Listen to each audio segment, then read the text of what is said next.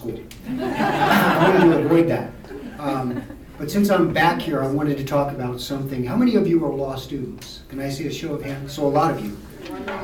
Let me tell you something, and I can truly say this, that I consider Anne Marie Schubert to be a friend. We were teammates together in the Sacramento County District Attorney's Office. I respect her. I also admire her. Where I disagree with her is primarily on policy, and I also disagree with her on who's the most experienced person to lead the District Attorney's Office. And for the benefit of the law students, I can tell you that the one thing that I bring to the table that no other candidate brings to the table is the broadest and deepest range of experience, and that is an unquestionable asset to the next leader of the District Attorney's Office. I have been on both sides in the criminal justice system. Initially, I was a public defender.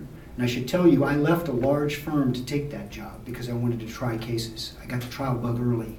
And I remember Judge Lowley looking at me when I said I was leaving a large law firm to go to the public defender's office and saying, "Are you crazy?" And I've gotten that same question when I left the U.S. Attorney's Office, the largest and most prestigious law firm in the world, the Department of Justice, to undertake this run. But let me tell you something. Everything that I've had the good fortune to try, I've succeeded at. And it doesn't matter whether that's as a deputy district attorney, as an assistant United States attorney, or even proudly, I can say, as an assistant public defender.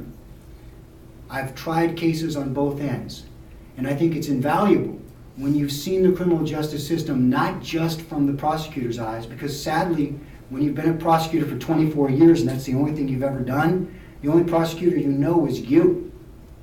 But when you've been on the other side and you're arguing on behalf of a real live person, and they're saying, why in the world is the DA making this ridiculous offer in my case when I sat in court and saw other people who were much worse get better deals than me, then you feel the pain.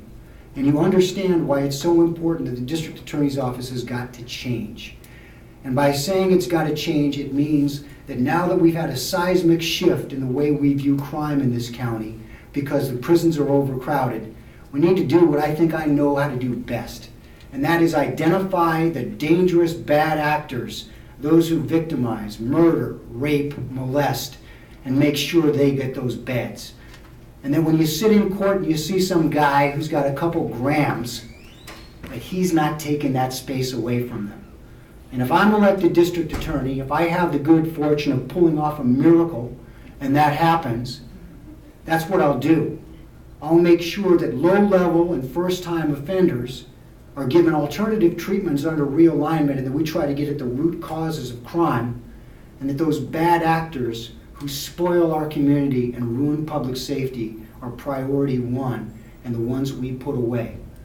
So I thank you for giving me the opportunity to be here tonight to talk about those things. Mr. Leras?